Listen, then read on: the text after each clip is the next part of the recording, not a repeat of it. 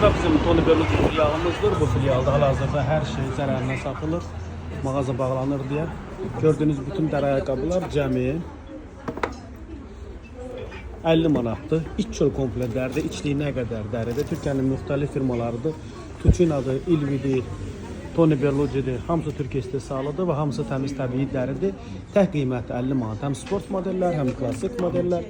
Tək qiymət 50 manat. Mağazada model kifayət qədər çoxdur.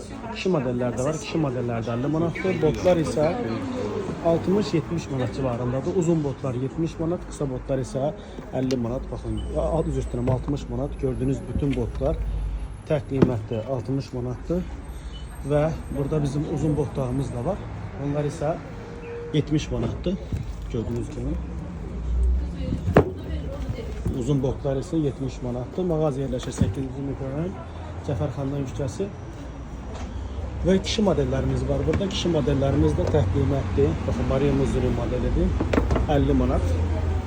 Yaxınlaşın mağazamıza bu fürsətlərdən yararlanın. Ünvan Cəfərxandan küçəsi. Baxın, Elle'nin modelidir. Türkiyənin müxtəlif firmalarının modellərdir. Elle, Ilvi, Tuçina, Tony Berlucci, Hotiç. Cəfərxandan küçəsi 194. Çantalar ise hal-hazırda 50, 60, 70% endirimdedir. Hər birinizi mağazamızda gözləyirik. Yaxınlaşın.